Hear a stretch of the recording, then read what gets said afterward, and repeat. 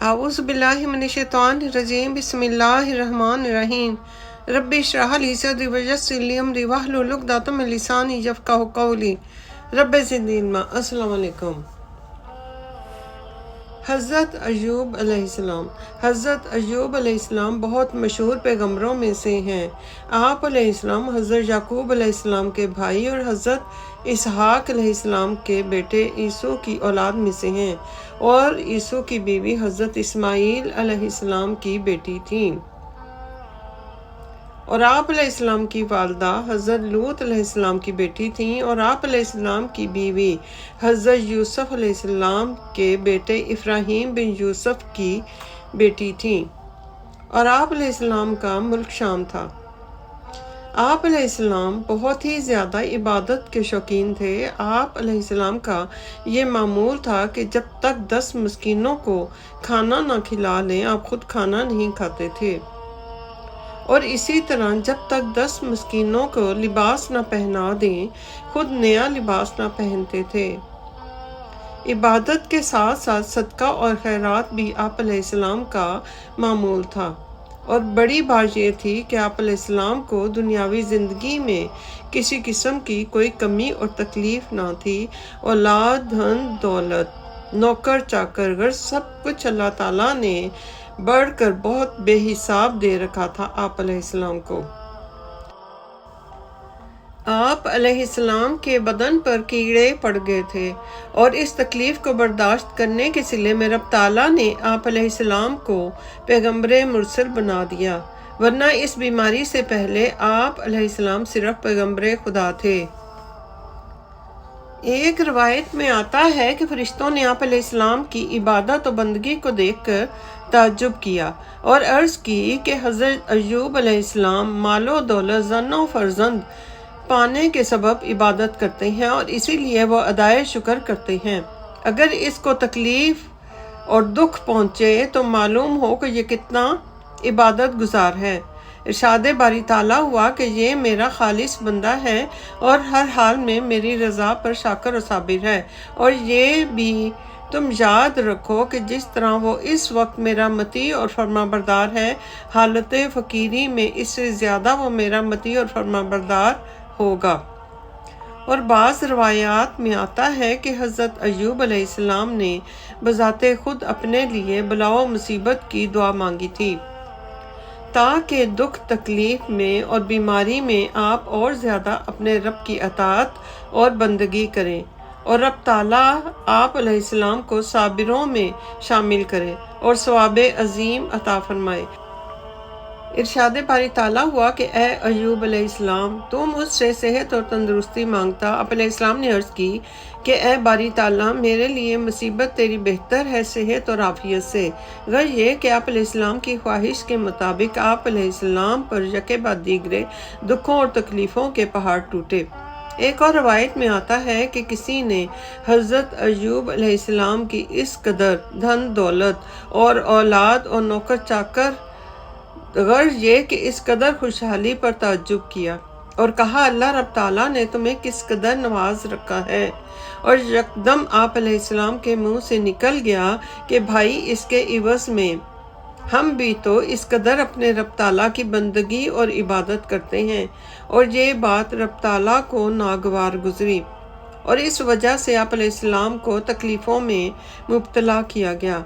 बाज़ रवायतों में आता है कि आप अलैहिस्सलाम को सबसे पहला नुकसान मालो असबाब का हुआ।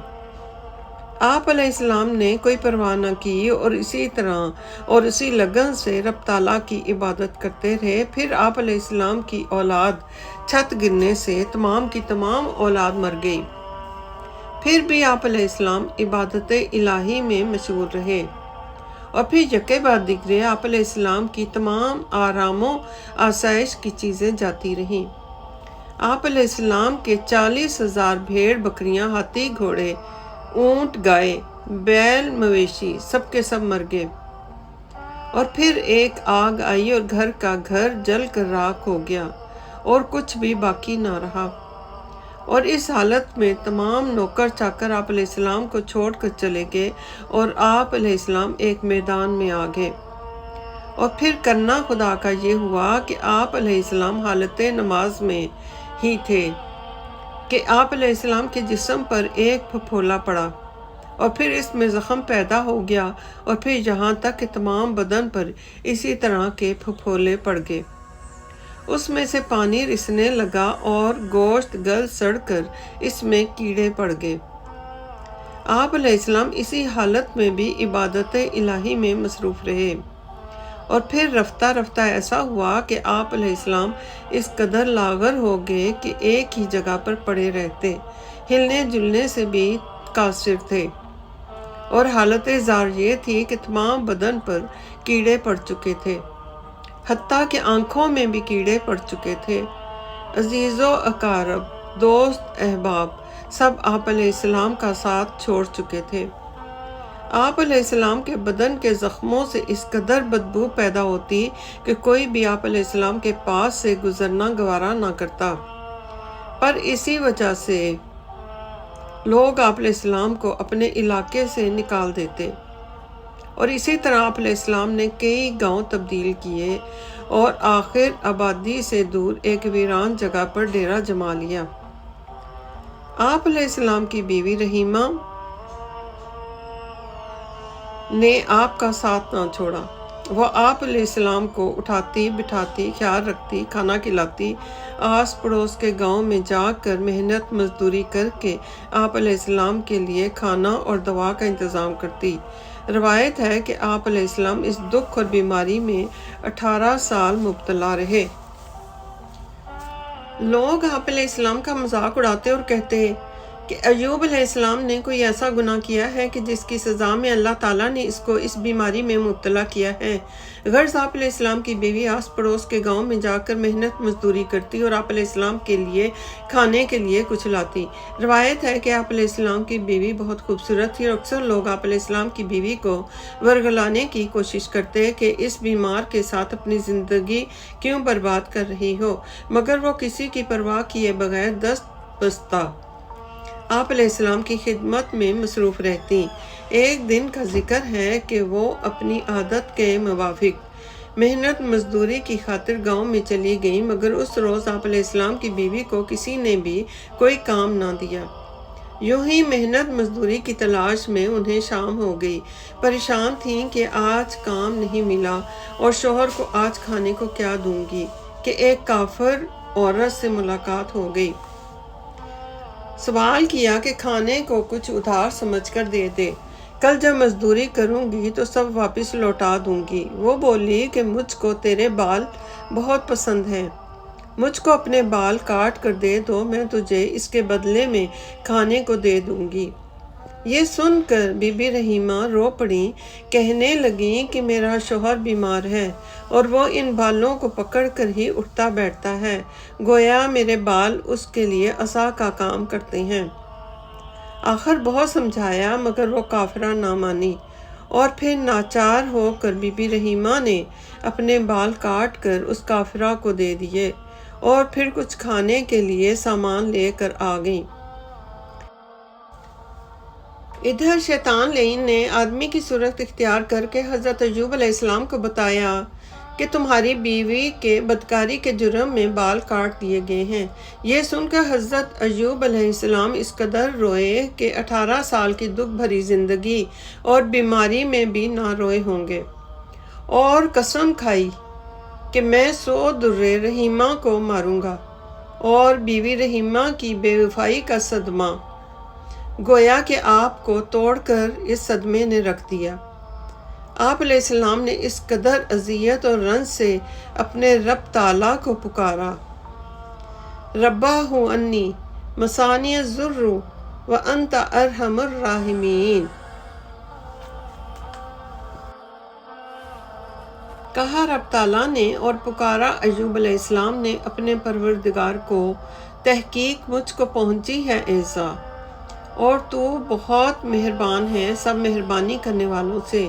اور پھر سن لیا اس کی پکار کو، اٹھا دی ہم نے جو اس پر تھی تکلیف، اور اس کو دیا ہم نے اور اس کی گھر والی کو، اور نصیحت دی ہم نے بندگی والوں کو، اسی وقت حکم خدا سے حضرت جبرائیل علیہ السلام تشریف لائے اور فرمایا، اٹھ، اللہ تعالیٰ کے حکم سے خدا نے رحم کیا تجھ پر اور راحت دی تجھ پر اور راحت دی تجھ کو غم سے۔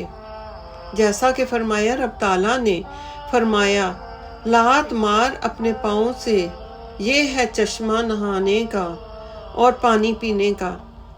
تب حضرت ایوب علیہ السلام نے زمین پر لات ماری اور زمین سے چشمہ پھوٹ پڑا۔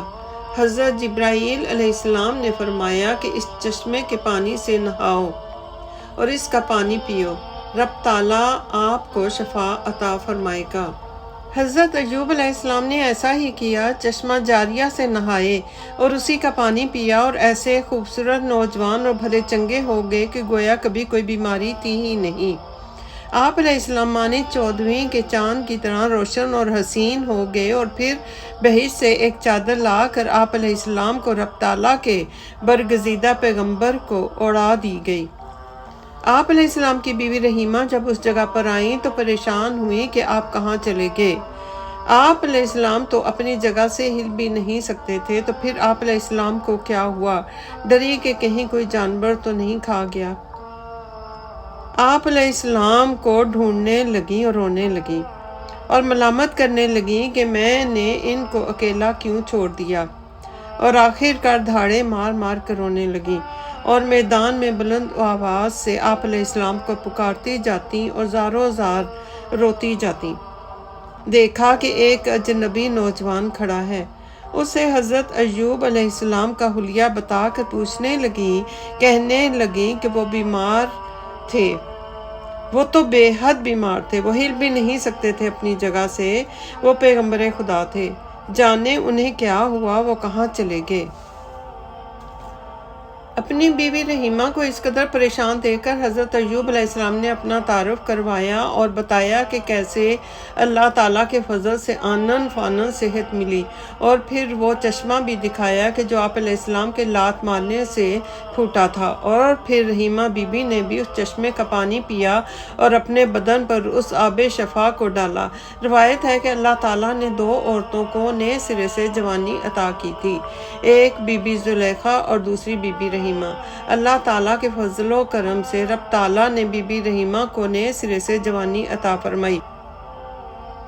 یہ اس سلے میں کہ بی بی رحیمہ نے پیغمبر خدا کا ساتھ نہ چھوڑا، ہر لمحہ اور ہر لحظہ آپ علیہ السلام کی خدمت میں مصروف رہیں، اور اللہ تعالیٰ اپنے پیغمبر سے محبت کا صلہ تو دیتا ہی ہے، اور سچ ہے کہ اللہ لینے پر آئے تو 1 منٹ نہیں لگاتا اور دینے پر آئے تو پھر بھی 1 منٹ نہیں لگاتا۔ سالہ سال کی بیماری 1 منٹ میں چلی گئی۔ کوئی سوچ بھی نہیں سکتا تھا کہ 18 سال سے بیمار، چلنے پھرنے سے لاچار، 1 لمحے میں ایسے تندرست اور توانا ہو سکتے ہیں۔ پھر رب تعالیٰ نے ان دونوں میاں بیوی پر سونے کی ٹڈیوں کی بارش کی، اور پھر دوبارہ پہلے سے بھی کہیں زیادہ خزانوں کا مالک بنایا اور ہر چیز سے نوازا۔ اولاد، نوکر چاکر، مال مویشی، غرض ہر چیز سے دوبارہ سے آپ علیہ السلام کو نوازا گیا۔ حضرت ایوب علیہ السلام نے حالت بیماری میں بی بی رحیمہ کو 100 درے مارنے کی جو قسم کھا لی تھی، اس کے لیے جبرائیل علیہ السلام نے فرمایا کہ 1 مٹھا سکوں کا لو جس میں 100 خوشے گندم کے ہوں، وہ مارو صرف 1 دفعہ، تاکہ تمہاری قسم بھی پوری ہو جائے، اور وہ چونکہ 100 خوشے کا ہوگا، یوں قسم بھی پوری ہو جائے گی اور تم اپنی قسم کی وجہ سے گناہگار بھی نہیں ہوگے۔ پس مومنوں، اے ایمان والو، ہم سب کو بھی ہر وقت خداوند قدوس سے ڈرتے رہنا چاہیے، کیونکہ وہ سمیع و بصیر ہے۔ وہ ہماری ہر حرکت اور سکنات سے بخوبی واقف ہے، اور اس سے کچھ بھی پوشیدہ نہیں، اور اس لیے ہم سب کو لازم ہے کہ ہر وقت اس کا شکر ادا کرتے رہیں اور اس کی دی ہوئی نعمتوں کی قدردانی کریں اور اس کے حکم کو بجا لائیں۔ اور خداوند قدوس کا دستور ہے کہ وہ اپنے نیک اور صالح بندے کو آزماتا ہے، اور پھر اس کے صلے میں اپنی نعمتوں سے بھی نوازتا ہے۔ حضرت ایوب علیہ السلام کو آزمائش میں مبتلا کیا گیا اور پھر اپنی بھرپور نعمتوں سے بھی نوازا۔ چنانچہ حضرت ایوب علیہ السلام اپنی رسالت اور نبوت میں 48 برس اور زندہ رہے اور پھر آپ علیہ السلام کا انتقال ہوا۔ لاکھوں درود و سلام حضرت ایوب علیہ السلام پر اور تمام انبیاء پر۔ ربنا آتنا فی الدنیا حسنۃ وفی الآخرۃ حسنۃ وقنا عذاب النار وقنا عذاب النار۔